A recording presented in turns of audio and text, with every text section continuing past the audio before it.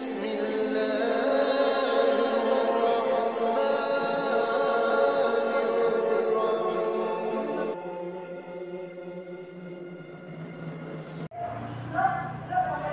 Assalamualaikum warahmatullahi wabarakatuh. Bismillahirrahmanirrahim. Alhamdulillahi rabbil alamin. Wabihi nasta'inu ala umuri dunya waddin.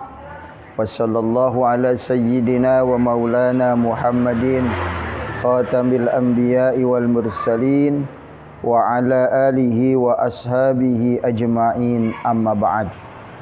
Radina billahi rabba wa bil islami dina wa bi Muhammadin nabiyya wa rasula. Rabbi zidna ilman nafi'a warzuqna fahman wasi'a. Allahumma rizqna fahman nabiyyin wa hifdzal mursalin wa ilhamal malaikatil muqarrabin. Allahumma faqihna fid din wa alimna ta'wil. Allahumma aghnina bil ilmi wa zayyinna bil hilmi wa akrimna bit taqwa wa jamilna bil afiyah birahmatika ya arhamar rahimin. Hadirin para pemirsa setia yang senantiasa menyimak kajian kitab Kasyifatus Saja, syarah kitab Safinatun Najah, di mana saja berada, rahimani wa rahimakumullah wa hafizani wa hafizakumullah. Mudah-mudahan semua kita selalu dirahmati, diberkahi dan juga dimuliakan oleh Allah. Pada pertemuan kali ini kita akan melanjutkan dari materi sebelumnya, yaitu masih seputar makruhatus sholah, yaitu hal-hal yang dimakruhkan di dalam sholat. Arti makruh itu artinya mengurangi keutamaan, mengurangi kesempurnaan, mengurangi pahala daripada sholat tanpa membatalkan sholat. Jadi wabil aula, jika seseorang ingin mendapatkan sholat yang utama, yang sempurna, maka harus menjauhi hal-hal yang dimakruhkan. Ya, meskipun hal tersebut tidak membatalkan sholat, ya, ditinjau dari aspek ilmu fikih. Kita lanjutkan wasaminuha, dan yang nomor ke-8 dari makruhatus sholat itu adalah ilsaqu adudaihi, yaitu menempelkan dua lengan atas, ya, dua lengan atas. Dua lengan atas bijambaihi, pada dua lambung. Tuh. Tapi bagi laki-laki, karena laki-laki itu kan perempuan itu kebalikan daripada laki-laki. Justru dianjurkan bagi perempuan itu, ya, lengan atasnya itu menempel kepada lambung, ya, bagi perempuan. Tapi kalau bagi laki-laki makruh, karena harusnya direnggangkan, ya, fi ruku'ihi wa sujudihi, baik dibalik ketika seseorang dalam keadaan ruku ataupun dalam keadaan sujud, ya. Jadi posisi tangannya itu harus renggang, tidak menempel kepada bagian lambungnya. Watasi'uha, lalu yang ke nomor ke-9-nya dari makruhatus sholat itulah ilsaqu batnihi bifakhzaihi, yaitu menempelkan perutnya. Perut, nah, kemana? Bifakhzaihi, di dua pahanya. Jadi perut menempel dengan dua paha, ya. Itu pun sesuatu yang dimakruhkan, baik piruku was sujud, ya, baik dalam keadaan ruku maupun dalam keadaan sujud.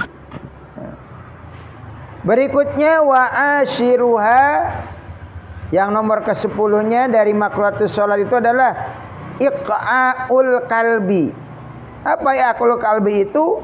Adalah jongkok seperti jongkoknya anjing. Ya. Jongkok seperti jongkoknya anjing, ya. Bertinggung. Bertinggung itu adalah jongkok seperti jongkoknya anjing. Bagaimana gambarannya jongkoknya itu? Wahwa ilsaku al-yataihi bil ardi, yaitu menempelkan kedua pantatnya ke bumi, ya, tempelkan tuh, ya. Wa nasbu saqaihi, dan menegakkan kedua betisnya. Wa wad'u yadaihi, dan menyimpan kedua tangannya alal ardi, di atas bumi, ya. Wa hadza ahadu nau'il ik'a. Nah, itu salah satu gambaran, ya. Salah satu gambaran dari dua gambaran, dua warna ik'a, yaitu jongkok seperti anjing itu begitu. Kemudian ada nau'ul akhar, gambaran yang lain, ya. Wa nau'ul akhar, jadi warna yang lain, huwa ayyadoa atropa asabi'i rijlaihi, itu menyimpan ujung jari-jari kedua kakinya. Tuh, disimpan nih. Waruk bataihi alal ardi, kemudian, nah, kemudian kedua lututnya itu di atas bumi. Wa aliyataihi ala aqibaihi, sedangkan kedua pantatnya di atas tumitnya, gitu kan. Nah, ini juga salah satu bentuk daripada sujud anjing, ya. Nah, seharusnya kan pantat itu diangkat, ya, jangan menempel kepada tumit, tuh kan. Nah, kemudian tangannya juga direnggangkan.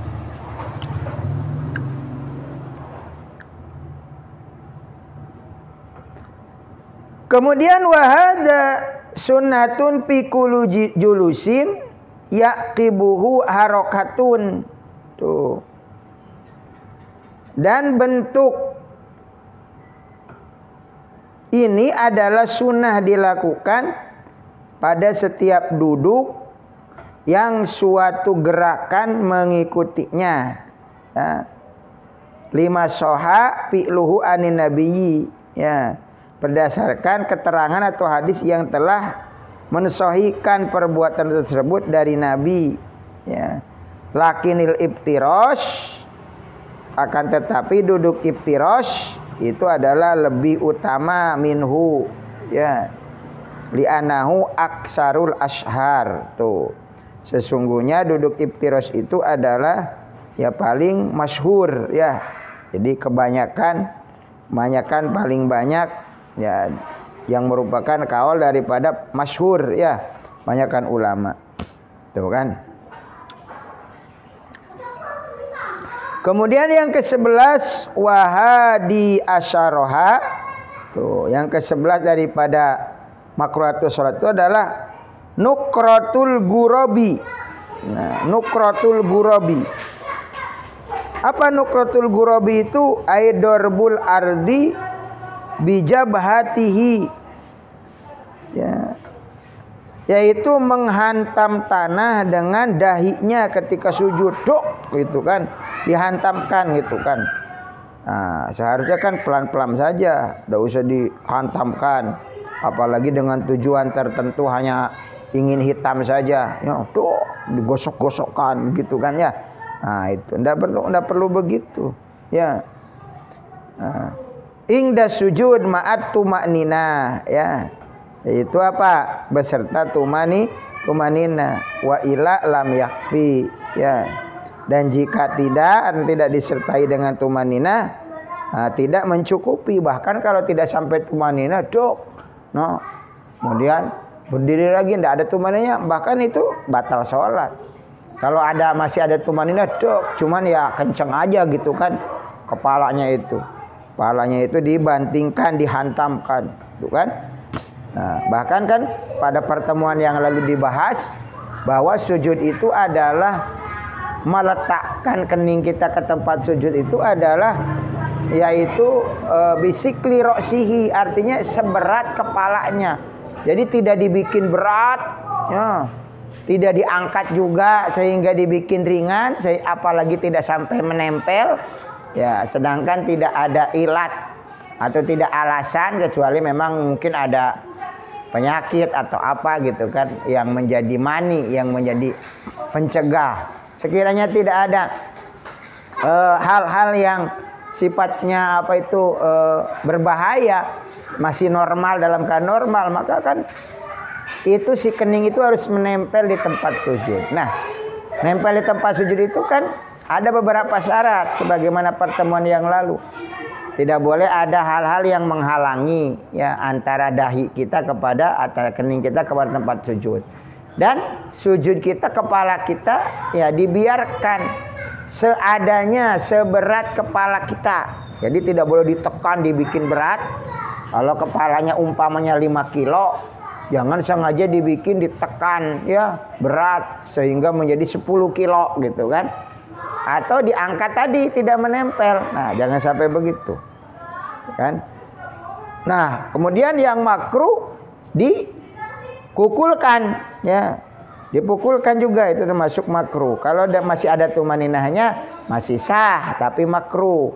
Kalau tidak sampai tumaninah karena goyang tadi dengan pukulan yang keras goyang, kemudian kita berdiri atau mengangkat daripada sujud itu, maka hukumnya bahkan sholatnya bisa menjadi tidak sah.